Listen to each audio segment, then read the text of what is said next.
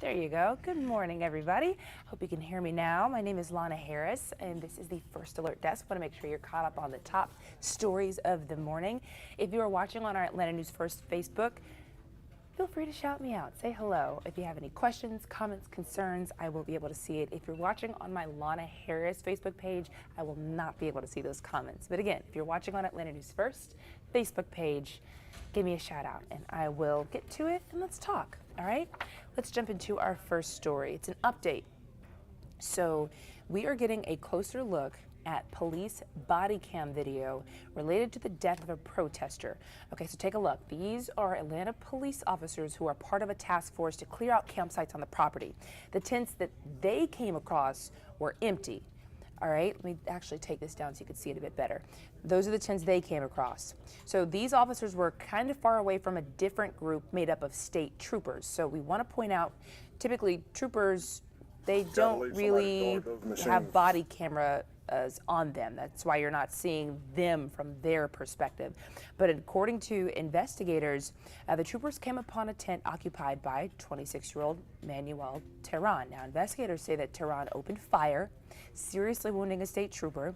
We're told the other troopers then returned fire, killing Tehran. Now, later, the Georgia Bureau of Investigation said that well, they released a photo of the gun they say Tehran used. I'm trying to get this video back up for you because I can see that it's not moving. There you go.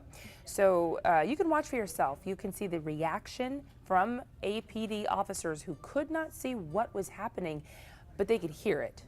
You got to leave somebody to guard those machines. Okay. There's a tent right up here. Oh, that's nice.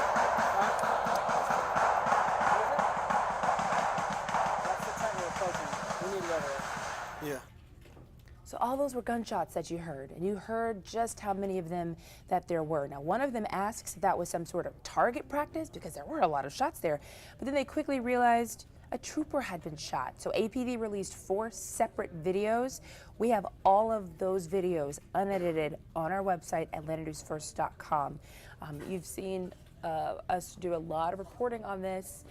Body cam video has been what a lot of people have been wanting to see in this incident. Of course, like we said, state troopers did not have any on, so we will not see it from that vantage point, but it is interesting to hear all those shots from APD's body cam videos. So we'll be sure to stay on top of that and, of course, put new information on our website, atlantanewsfirst.com. Okay, next story. Good morning to you, Michael Baxter. You are always on. We really appreciate you watching. You are so informed. Okay, guys, you've probably heard of this one too.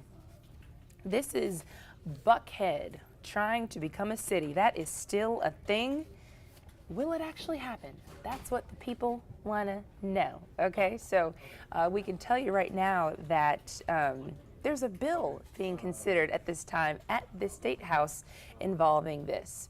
So fans of the bill say this would be a move towards safety and quality of life in Buckhead. Opponents say this bill is not going to make it through the legislative session.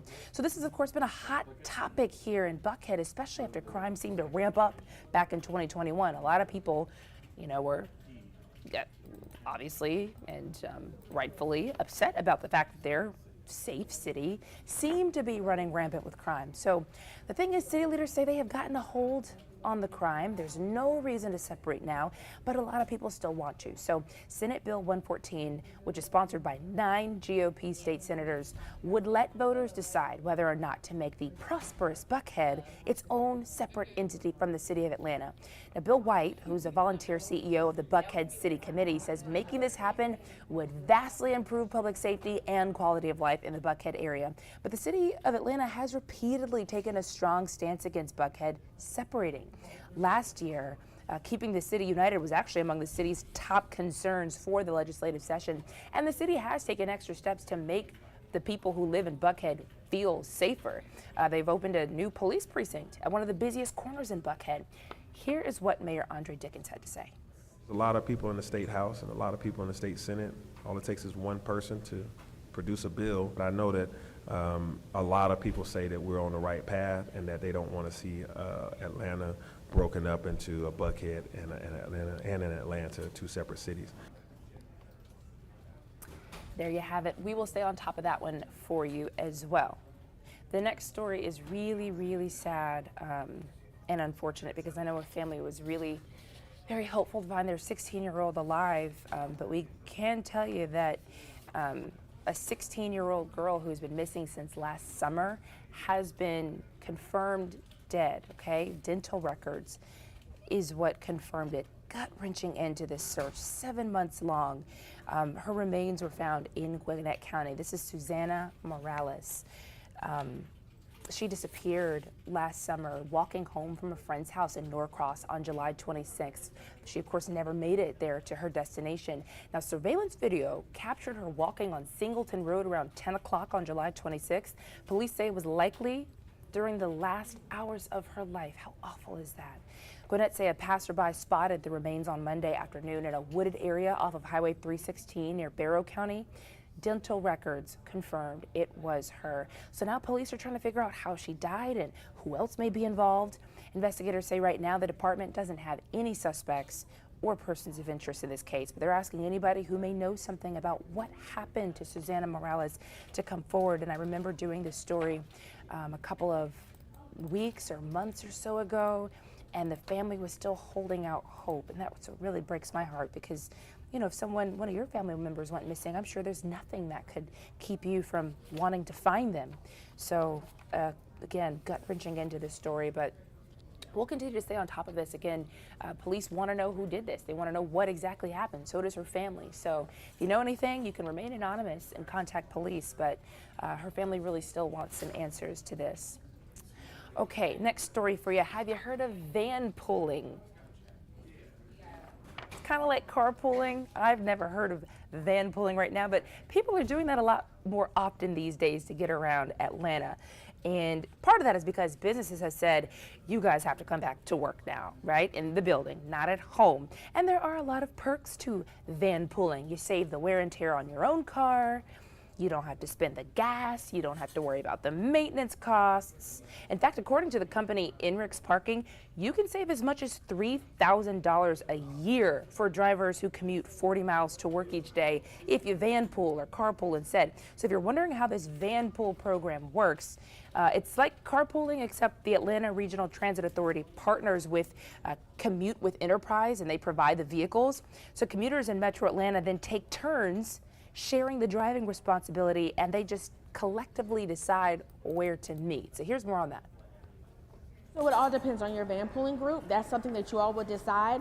Where you meet in the mornings to get into that van pool is a central designated location that everyone agrees upon, and it's the same thing in the afternoons. It really depends.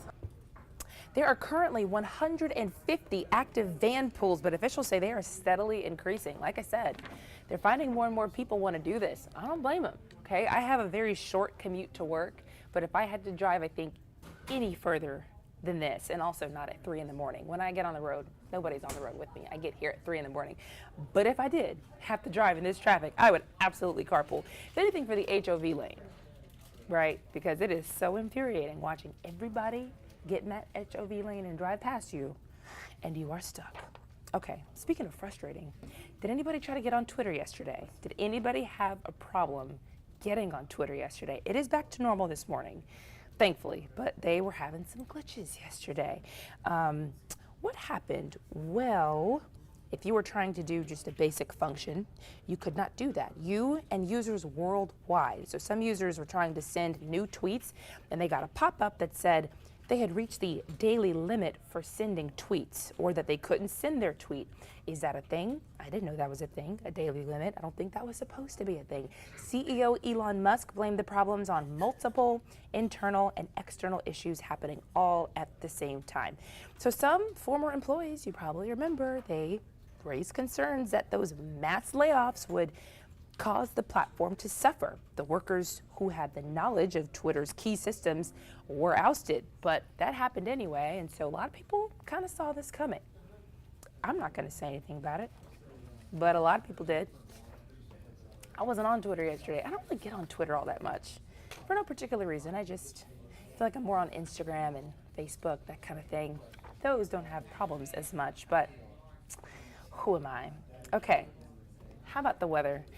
How about the weather the past couple of days? It has been so nice. Not today, not this weekend. Oh man, we're gonna have a rainy, cloudy, gross next couple of days. Our first alert meteorologists have actually been working to make sure you know exactly when the rain's gonna hit, not just today, but throughout the weekend. It's gonna be rainy. They've been saying the model isn't really certain right now, so they're just keeping an eye on it, and they want you to as well. We're gonna have a report from them coming up at noon. That is our next newscast. And for more information on all of these stories, you can find that on AtlantaNewsFirst.com or, of course, on our Atlanta News First app. But until then, have a great day.